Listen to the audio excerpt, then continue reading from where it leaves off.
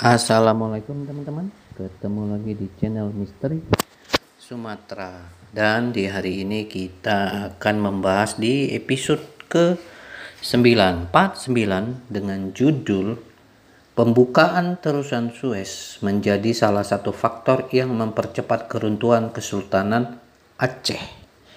Oke teman-teman, sekali ini kita akan membahas tentang salah satu sebab kenapa Kesultanan Aceh akhirnya runtuh. Oke ya teman-teman ya.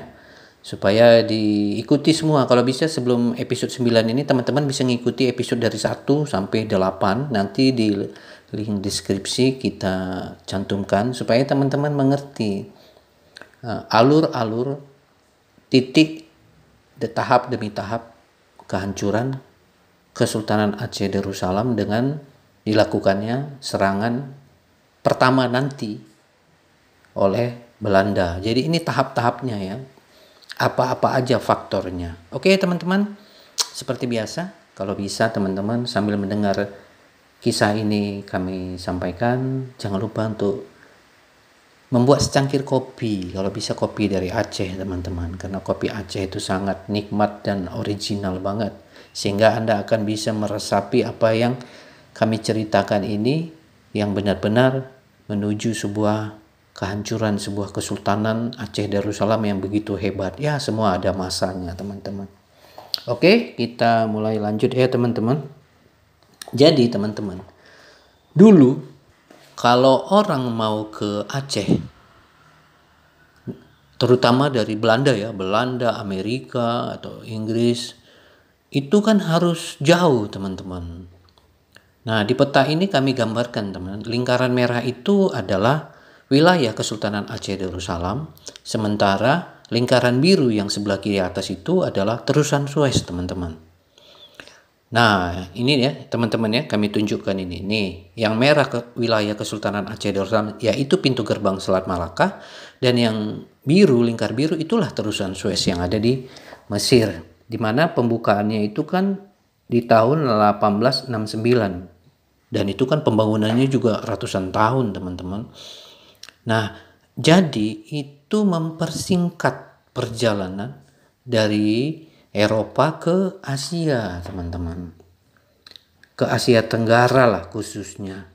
Dan itu kan jadi memicu segala sesuatu menjadi cepat dan akan terjadi perkembangan ekonomi di kedua belah pihak. Selama ini kalau dari Eropa, Amerika, Inggris kan harus turun ke Tanjung Harapan, ke bawah, teman-teman. Itu ada di bawahnya teman-teman, Tanjung Harapan, baru dia naik ke Selat Malaka sana. Wah, jauh banget, teman-teman. Jadi itulah efeknya memunculkan banyak orang-orang Eropa, Amerika untuk datang ke Asia Tenggara untuk berdagang sebenarnya. Karena rempah-rempah kan sangat dibutuhkan, teman-teman. Jadi itulah salah satunya yang akhirnya memicu karena itu dibukanya Terusan Suez itu mempersingkat jalur perdagangan internasional dari Eropa ke Asia. Ya, oke ya teman-teman ya. Itu jadi sangat strategis untuk Aceh. Jadi dibukanya Terusan Suez itu Kesultanan Aceh Darussalam itu jadi makin strategis, teman-teman. Ya, kenapa dia pintu gerbang Selat Malaka? Dibukanya Terusan Suez itu membuat Kesultanan Aceh Darussalam itu makin strategis. Karena ya pintu gerbang kan, teman-teman. Segala sesuatu pasti akan lewat situ kalau mau ke Asia. Bayangkan dari situ bisa kemana-mana, teman. Bisa ke Tiongkok. Dia dari situ kan lebih gampang ke Tiongkok, teman-teman. Kalau kita ngeliat peta ini bisa Anda lihat ya. Kalau dari Aceh itu masuk Selat Malaka dia bisa ke Tiongkok, bisa ke Jepang, itu akan lebih cepat. Ingat zaman itu belum ada pesawat ya, teman-teman. Semua jalur laut. Dan hebatnya Aceh kan jadi tempat persinggahan karena akan ada perubahan angin muson timur dan angin muson barat. Jadi pada umumnya pelayaran akan tinggal nanti di Aceh selama 6 bulan untuk menunggu pergantian angin. Gimana nggak makin strategis, teman-teman? Nah, saking strategisnya itu makin memicu Belanda untuk menaklukkan Kesultanan Aceh Darussalam. Jadi teman-teman harus mengerti itu akan memicu orang-orang dari Eropa untuk berbisnis dalam jangka panjang ke Asia Tenggara.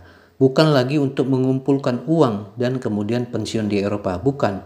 Jadi ke depannya mereka datang ke Asia Tenggara, khususnya orang-orang Eropa, untuk melakukan kolonisasi dalam bentuk perkebunan-perkebunan dan usaha-usaha dagang. Bayangkan di zaman Belanda dia buka. Dulu waktu Kesultanan Aceh melawan Portugis, terusan Suez belum ada ya teman-teman ya.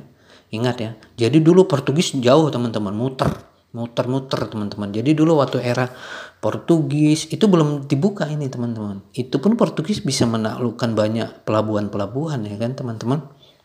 Dan seperti kita ketahui Portugis kalah kan yang mengalahkannya kan Belanda. Nah, namun keuntungannya waktu di zaman Belanda menjajah Nusantara, terusan Suez dibuka, makin strategis teman-teman. Itulah yang memicu banyak negara-negara ingin menaklukkan Kesultanan Aceh Darussalam. Jadi intinya teman-teman, sebenarnya bukan hanya Belanda, karena akhirnya dengan dibukanya terusan Suez lebih berkaitan dengan faktor diplomatik. Terbukanya terusan Suez membuat Selat Malaka menjadi lebih penting dalam jalur perairan. Ingat ya teman-teman, Selat Malaka menjadi sangat penting di mana Kesultanan Aceh Darussalam sebagai pintu gerbang utama untuk masuk Selat Malaka. Namun, sementara kebanyakan pelabuhan di pantai timur Sumatera telah dikuasai Belanda. Keamanan pelayaran di kawasan itu masih terganggu akibat perompakan yang sering kali dilancarkan dari wilayah kekuasaan Aceh. Kekhawatiran akan lainnya oleh Belanda adalah, ini yang harus kita ingat teman-teman. Ternyata dengan dibukanya terusan Suez, banyak orang dan intervensi negara asing selain Belanda ingin memperebutkan Kesultanan Aceh Darussalam, antara lain Amerika Serikat, Inggris, Perancis, dan juga Italia, untuk berusaha menancapkan kekuasaannya di ujung pulau Sumatera itu, yaitu Kesultanan Aceh Darussalam. Jadi banyak negara-negara ternama. Jadi sebenarnya kan udah kita ceritakan, sebenarnya Inggris dan Amerika itu sudah berniat banget. Nah, nanti kita akan ceritakan lagi adanya sebuah negosiasi yang membuat Belanda akhirnya terpicu untuk menyerang Kesultanan Aceh Darussalam. Nanti kita akan ceritakan Kesultanan Aceh Darussalam sempat mengadakan sebuah kerjasama hubungan diplomatik dengan sebuah negara besar di kala itu yang memicu Belanda untuk menyerbu Kesultanan Aceh secara cepat. Nanti kita akan ceritakan di episode. Kita akan kembali dulu tentang efek dari dibukanya terusan Suez ini. Jadi dia lebih mempercepat ya teman-teman. Dan banyak pedagang-pedagang di Eropa yang akhirnya kan sesudah dibuka terusan Suez, kita tahu bahwa banyak perkebunan-perkebunan dibuka, khususnya di Sumatera pesisir timur lah ya sekarang ya. Kalau dulu-dulu itu kan wilayahnya itu masih di wilayah Aceh tapi sudah direbut Belanda, yaitu di Tamiang, Langkat, Deli, udah itu Simalungun, itu kan daerah-daerah perkebunan. Nah disitulah diciptakan kolonisasi itu sesudah dibukanya terusan Suez teman-teman ya. Nah jadi kalau Anda bisa memahaminya, efek dari dibukanya terusan Suez itu membuat nilai strategis Kesultanan Aceh Darussalam sangat besar. Nah itulah yang penyebabnya teman-teman. Jadi teman-teman harus mengerti bahwa penyerbuan ke Aceh itu juga dilakukan karena terusan Suez dibuka teman-teman. Karena itu memang membuat nilai strategis Aceh sangat besar. Coba Anda lihat di peta ini teman-teman. Biasanya dia muter ke Tanjung Harapan di bawah tuh. Dia jelas singkatnya luar biasa. Dulu Portugis muter teman-teman. Waktu Portugis berperang dengan Kesultanan Aceh Darussalam di zaman Kesultanan Iskandar Muda, itu waktu itu masih muter mereka teman-teman. Tapi sudah di era Belanda semuanya kan sudah lebih cepat. Ya perkembangan zaman ya. Itu artinya zaman makin hari makin canggih, makin bisa mempersingkat. Oke teman-teman, mungkin sampai di situ aja di episode ke-9 ini ya. Nanti di episodenya kita akan lanjutkan penyebab-penyebabnya. Ini perlu kita ceritakan teman-teman supaya teman-teman bisa mengerti bahwa proses untuk perang menuju titik perang itu tidak semudah yang kita bayangkan. Jadi Belanda itu juga kan butuh waktu, mempertimbangkan segalanya. Jadi banyak intriknya. Jadi tidak seperti membaca buku, hari itu kita baca seolah-olah langsung perang. Tidak ya teman-teman. Oke teman-teman, jangan lupa like, comment, dan subscribe dan ikuti terus edisi-edisi selanjutnya tentang Kesultanan Aceh Darussalam sebelum digempur oleh Belanda.